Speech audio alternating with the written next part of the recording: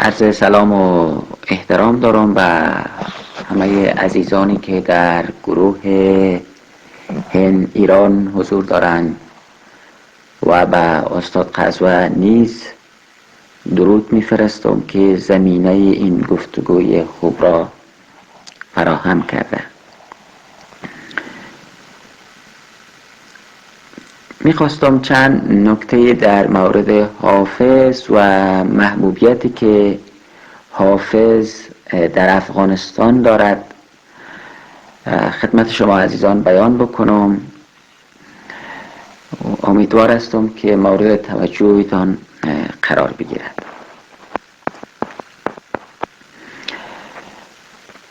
از نظر من حافظ باید از دو زاویه مورد بررسی قرار بگیرد. یک، از نظر فرهنگیان، شاعران و نخبگان ادبی. دو، از نظر مردم عوام و سایر اقشاری که البته پیوند چندانی با ادبیات ندارند و یا مثلا اگر دارند نمیشه آنها را به اصطلاح نخبه ادبی یا نخبه فرهنگی دانست. یعنی در کل منظورم مردم عوام هست. در افغانستان حافظ را اگر از دیدگاه نخبگان مورد بررسی قرار بدیم و شعر حافظ را بخواهیم کنجکاوی کنیم، حافظ را در میابیم به عنوان یا شعر حافظ را در میابیم به عنوان اسطوره شعر فارسی. یعنی همه اهالی فرهنگ و ادب افغانستان به نحوی به این عقیده هستند که شعر حافظ اسطوره شعر هزار ساله فارسی است. در این زمینه فکر میکنم بحث های طولانی صورت گرفته، گفتگوهای زیادی صورت گرفته، چه در مجامع عمومی چه در مجامع خصوصی. اما اگر بخواهیم اون مجموعه دیدگاه ها را توحید کنیم و جمع کنیم، همه متفقن به این نظر که شعر حافظ اسطوره شعر فارسی است و به همین علت هم هست که همه اون را دوست دارن. دوم، کسانی به شعر حافظ علاقمندی دارند که میشه اونها را در رده مردم عوام دانست. خب هستند کسانی که حالا در رشته ها و در بخش های دیگری مثلا اونها عوام گفتن نمیشن. مثلا یک کسی است که رشته پزشکی خوانده، دانش دارد، یک کسی است به فرض مهندس است، یک کسی دیگه است. خب ما اما اینها این افراد را ما نمیتونیم اعضای جامعه فرهنگی بدانیم، ولی خب اینها هم کسانی هستند که حافظ را در افغانستان دوست دارند. حتی کسانی هستند که سواد ندارند، دانش زیادی ندارند، خط و خواندن بلد هستند. می‌بینیم در افغانستان این طیف جامعه هم به حافظ علاقمندی دارند. مثلا ما جامعه روحانی را می‌بینیم، ملاها به فرض کسانی که علم دین خواندن، می‌بینیم اونها هم به حافظ علاقمندی دارند و حافظ را دوست دارند. خب ما همه اینها را در طیف مردم عام حساب میکنم. خب اینها از زاویه های که به اصطلاح نمیشه زاویه دیدشان را زاویه دید فرهنگی یا مثلا ادبی دانست، ولی از یک نگاهی میبینیم اینها به حافظ علاقمندی دارند و حافظ را دوست دارند. من در پنجشیر بزرگ شدم. در پنجشیر حافظ را میشه گفت بعد از پیغامبران مردم دوست دارند. ببینید پس از این که قرآن خوانده میشه یا مثلا در یک مدرسه یا در مدرسه البته در افغانستان و اون مکانهای میگویند که در اونجا علم دینی آموخته شود، مثلا در یک مسجد یا مدرسه‌ای که در اون علوم دینی تدریس میشه، بعد از یاد گرفتن قرآن به شاگرد حافظ را یاد میدن. یعنی خط خواندن را یک شاگرد علوم دینی خط خواندن فارسی را از طریق خواندن شعر حافظ یاد میگیرن. من شخصا خودم خط فارسی را با خواندن حافظ یاد گرفتم. پیش از این که مثلا من به مکتب بروم، مکتب البته در افغانستان به مدرسه میگن، مدرسه که در ایران به اصطلاح رایج هست، پیش از رفتن به مکتب من خط خواندن در مسجد یاد گرفتم و نزد ملای مسجد، البته آن هم به من حافظ را میخواند و من با خواندن حافظ خط و خواندن بلد شدم. خب نگاه کنید که در افغانستان روحانیون، ملاها و اهالی دین تا این حد به حافظ ارادت دارند و حافظ را اونطوری که ما حافظ میگیم، ما حافظ نمیگن، خواجه حافظ میگن به حافظ. در جاهای مثل پنجشیر و همینطور در روستاهای در ولایت‌های دیگه افغانستان، در روستاهای دیگه افغانستان هم به حافظ همین گونه ارادت دارند.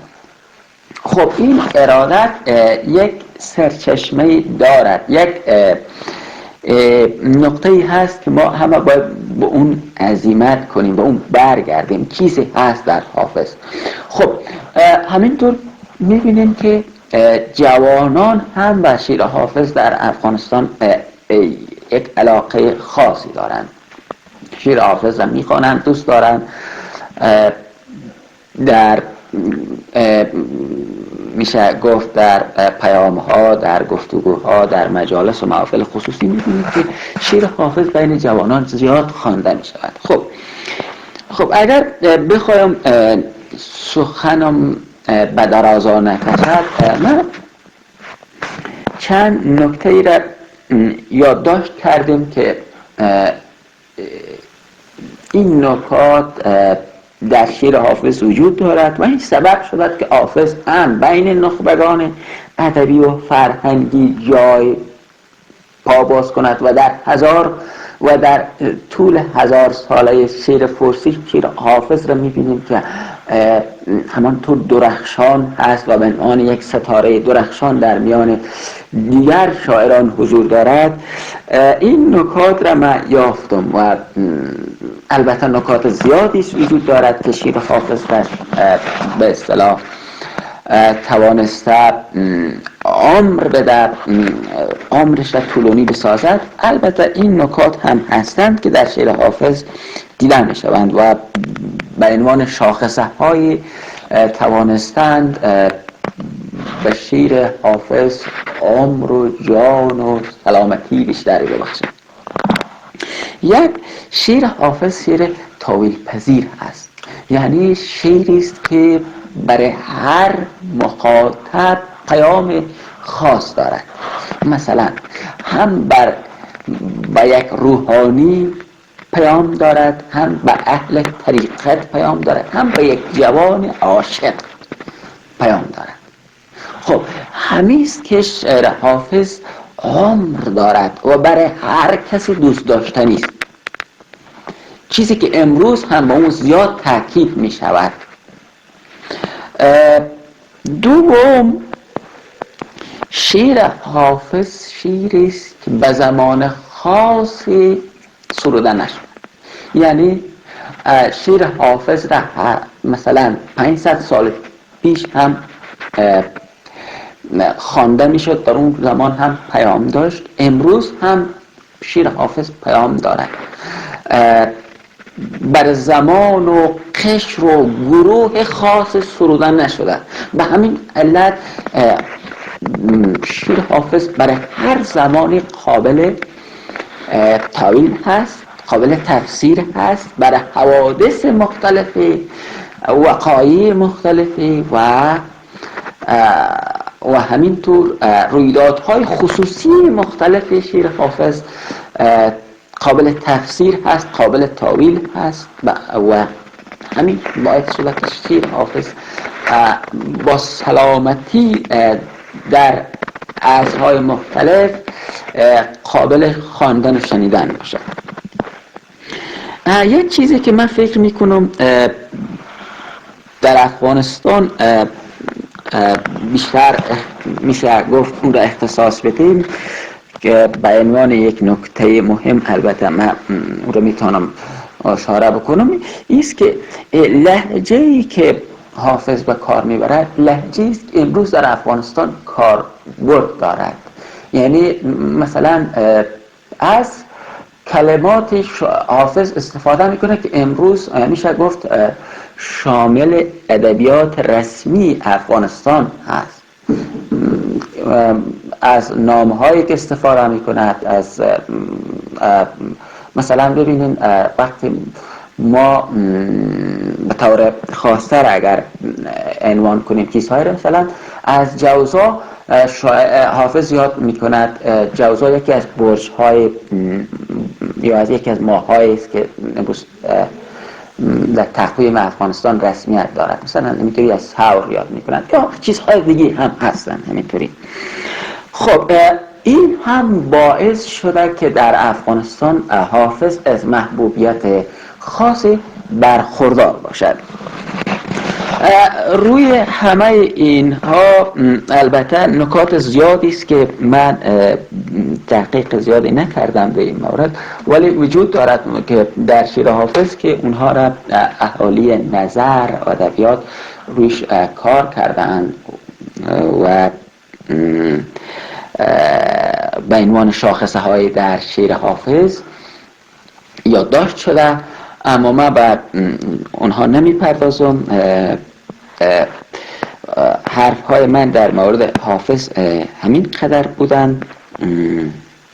امیدوار هستم از دوستان بیشتر بشنویم، از دوستانی که اهل نظر هستند و بیشتر بیاموزیم در این موارد. البته یک شعر از حافظ را من در پایان صحبتم میخوانم به دوستان و بعد خداحافظی میکنم. تو همچو صبحی و من شمع خلوت سحرم، تبسمی کن و جان بین که چون همی سپرم. چنین که در دل من داغ زلف سرکش توست، به نفش زار شود تربتم چو در گذرم. بر آستان مرادت گشادم در چشم، که یک نظر فگنی خود فگندی از نظرم. چه شکر گویمت ای خیل غم، افاک الله که روز بی کسی آخر نمی روی ز سرم. غلام مردم چشمم که با سیاه دلی، هزار قطره ببارد چو درد دل شمرم. به هر نظر بت ما جلوه می کند لیکن کس این کرشمه نبیند که من همی نگرم. به خاک حافظ اگر یار بگذرد چون باد ز شوق در دل آن تنگنا کفن بدرم. ممنون توجه همه.